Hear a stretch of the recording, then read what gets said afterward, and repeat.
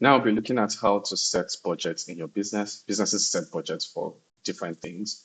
And we've come to realize that budgets can cut across even from the finance team, most especially to even the sales, the marketing, everyone does budgets. And we built 390 to support that kind of system such that there is just no one place called budgets and budgets can just be one thing. And I would explain that because we have folders also in budgets, and folders can also be used to arrange things accordingly. So our aim for budget is so you can put your money where the priorities are. So for several things, we want to be able to make sure that we're spending accordingly. And we know that every business needs spending boundaries, every project needs spending boundaries, every team needs spending boundaries, almost everything really needs spending boundaries. And what we're trying to get with 390 is to make sure that everything is aligned, everything is planned, the budget is tracked alongside your expense tracking so that you make sure that for every given month or for a project, things are there accordingly for those things. All right.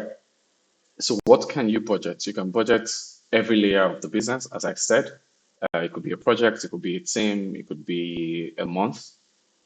390 supports that because it's folder based and we can arrange all of those things accordingly. So we have here for departments, for categories, which might be for day to day, might be for petty cash or anything. You can still budget all of those. So now the live action is how to create budget. And budget is under finance here, budget. Okay. So under budget, the first thing to do, remember help, you can just go through the help to get access to all of these things. It's already written down here. Step-by-step breakdown of how to handle budgets in the system is already there. And now let's go to the settings for budgets, and you could create different budget settings. And from this presentation, let's create logistics subscriptions again. Let's do that. Logistics. And let's create another one for category subscriptions.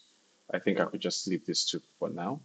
And now if I go back to budget, I can then create a folder. Okay. And in doing that same way, let me call this 2025 June, same way we handle the expense tracking. And this is to measure everything we are spending in the company this month. All right, so that's that. And I can create a folder. And same way, June folder has been created for the budget.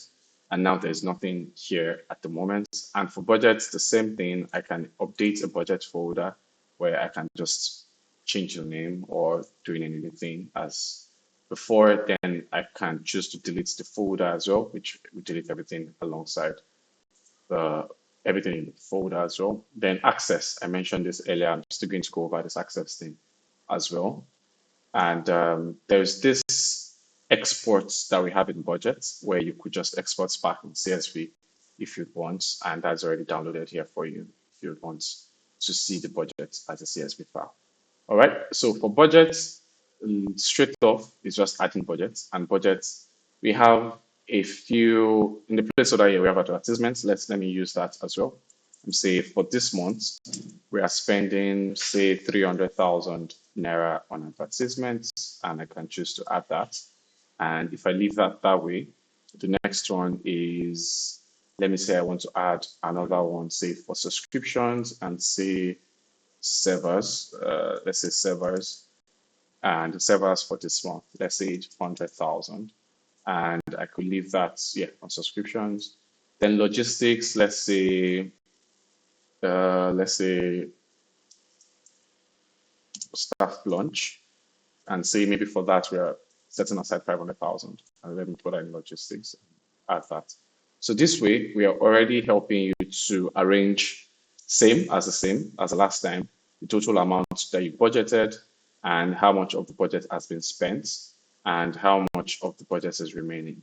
A very simple workflow. Budget in this case is very simple. So in some cases, let's say an event-based company, you could just come if you're into event planning or you have a project, you could just come here and lay out all of the spends that will be happening in the month. You could go into any of these budgets, say advertisements, and have communication with members of the team. Let me say at my assistant again, this is, let me say this is only for Meta and linked in ads. So they can get to see this on their end as well, in case we need to have conversations regarding this budget. And once we are done spending this budget, I could just come here and mark it as done. And I will show you the alternate way of doing that as well. I could come here as well and just click on advertisements, and that would mark this budget of 300,000 as spent because I've already marked it manually as done. And out of the 1.6 million that is budgeted for June, we've already spent 300 and we have 1.3 million left. If I say for staff lunch, we've already carried out that expense in the expense tracking. And I need to just manually do that here in this folder. I could just come here and click on that status, and that is gone. So we can see now that again, total is 1.6. We spent 800, we have 800 left. So this just really helps businesses know how much to sort stuff out at the start of the month. And I can also message here and say, at assistant again, let's follow this budget instead of something else that we must have deliberated behind. And if I do that, the assistant should gain access to that. So the next part is I'll just quickly show you how to share this access with the assistant. If I go to the assistant's account under finance, they already have access to budget, but not to that particular budget folder. So the next thing I could just do is I could share now access to my assistant as a contributor. And if I save that change, and an email already have been sent to notify the assistant that they now have access to this budget folder precisely. So if I refresh this page, now we can have the budget show on the assistant's end. And when she clicks on it, she can see because she's a contributor and say, okay, these are some of the stuff, and she can see the comments. Let's follow this budget instead.